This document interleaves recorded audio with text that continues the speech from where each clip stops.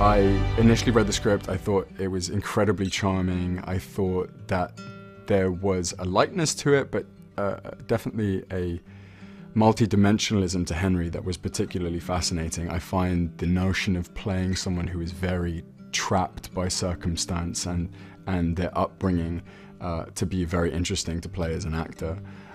So the script was incredible, and then of course Matthew López, our director, coming off the back of the success of The Inheritance, was a major draw, and the fact that he wanted me so early on to play this character was definitely one of the aspects involved in choosing to pursue the project. Alex has a really big character arc throughout the film. So he starts as a very immature, privileged, chip on his shoulder kind of kid who, you know, is forced to grow up after this cake incident. And it's really nice to watch him grow throughout, you know, the 2 hours or so that we get to watch Henry and Alex be together. So he's gregarious, he's, you know, wants to be in politics, he wants to be his mom, he wants to be his dad, he just really wants to prove to the world that he is someone. Henry is very much the catalyst, I think, in a lot of ways. 2/3 of the movie is told from Alex's perspective, and 1/3 is told from Henry's.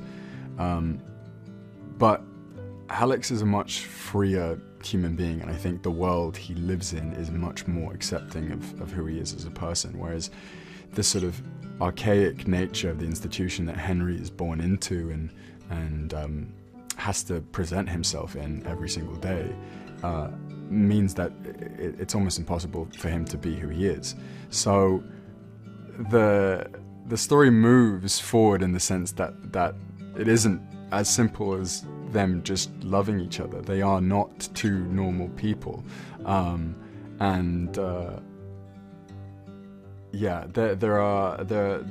loving someone is complicated, and being who you really are in Henry's world is very complicated. Alex and Henry start the relationship at this climate conference in the film, and Alex is kind of snubbed by Henry. So Alex has this kind of preconceived notion of him that he's a jerk and he wants nothing to do with him. Whereas Henry had just lost his father and he just didn't want to be in public. So Alex has kind of harbored this resentment toward him. So then when he has to go to the wedding, he doesn't bring his best self. He brings like this 12-year-old version of himself who wants to be in competition with Henry. The cake incident happens, and then he has a strict talking to by his father. So after that, when Alex has to fly back and do damage control, is when their relationship starts, I would say, like the good stuff. Alex realizes that Henry's not this monster that he's thought he was the whole time. There is very much an enemies to lovers book trope, which I know people love. They're both very principled, I think, in their own beliefs. Really, the enemies, the feeling of them being enemies is really born out of misunderstanding in a lot of ways. They don't realize that they actually share quite a lot in common, and they are very different as people as well. But I think the more time they're sort of forced to spend with each other because of the cake incident, that is really the catalyst of the whole movie. Just the more they realize that they are very good for each other in a lot of ways, and they complement each other in a lot of ways. Working with Nick has been excellent. We've gone through a lot. You know, we got here a couple weeks early for rehearsals, and it's a very intimate movie, so we had to become close very fast and kind of trust each other right away, and we did. It wasn't hard. It was really just committing to the text and trusting our director Matthew, and it's great working with him because I think we have a really good banter on and off screen, which helps our characters when we are acting together. I mean, but we get in a lot of trouble, like we really do. We We get yelled at by our first AD, Ben, a lot, and Matthew will tell us to calm down, just because as soon as you're out of a scene, you're like critiquing each other, critiquing yourself, and I think we're each other's biggest supports in the room, just because we both care so much. I know he cares, I know I care, and we just want to make the best product possible.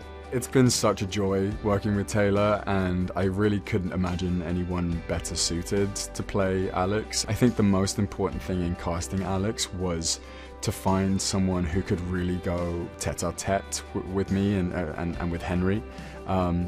This film is a two-hander, and it's all about the chemistry and the banter that you can have between the two of them. Taylor's, he's such a fun-loving person, is such a joy to be around, and so much of the filming process for me is about finding a acting partner who just loves being here as much as I do, and I can't say enough good things about him. We were able to have a couple weeks of rehearsals, and he comes from the theater, and I come from the theater, so that's pretty, I understand it, and I love being able to try it different ways, and before you're on set and everyone's staring at you and like, is this accurate, is this not accurate, are we in the given circumstances, are we overshooting? So it was a really trusting time, because he told us in the beginning, like, you are in control of your characters and your performance, and he's like, and I am in control of directing you. So it's like, I trust you, and let's always have a conversation if we need to about something that's not vibing with you and how you think Alex is or how you think Henry is.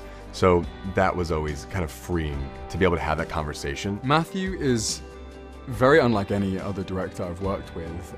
He's extremely expressive. He has a very set idea about how he wants to do something, and really it's about you trying to bring up a better idea than what that is, and if you can, he's extremely collaborative, and I think just extremely knowledgeable about the story he wants to tell, which you really like as an actor. You want a director who can guide you and shape your performance in a lot of ways. I think his experience in theatre very much lent to this world that we were making a film about, and apart from anything else, he just likes to have a laugh on set too. He likes to have a lot of fun. There was a lot of laughter on this film, which for me is just always helps me, I think, do my best work. I sent you to the royal wedding. Simple instructions. Don't cause an international incident. How's it going? You've done some pretty stupid things in your day, but this Takes the cake? Henry shoved me. an urge I currently share. What I need is some good old-fashioned damage control. The White House and the Palace are going to release a joint statement. You've got to be joking. You can hate Prince Henry all you want. My NDA is bigger than yours. I want you to know that. You're wearing lifts. Know that too, sweetheart. You better act like the sun shines out of his ass and you have a vitamin D deficiency. Have you thought as what you might say to convince the world that we're actually friends? I love hanging out with this guy. These days are way too lonely. We never have to see each other again. You're expected at my New Year's party. Did I do something wrong? Do you ever wonder who you'd be if you were an anonymous person in the world? I have no idea what you're talking about. You're as thick as it gets. What I meant when I said... yourself, Your Majesty. It's Your Royal Highness. Oh. Dear Alex, I miss you. That's what I really want. Good morning. We are in a hotel crawling with reporters. If anyone sees you leave this hotel, I will Brexit your head from your body. Your Royal Highness. You need to figure out if you feel forever about him. Do you love him?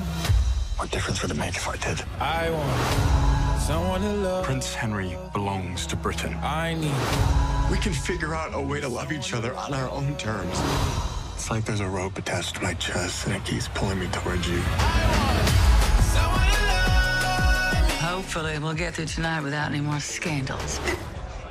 The night is young, Ma. That's what I want.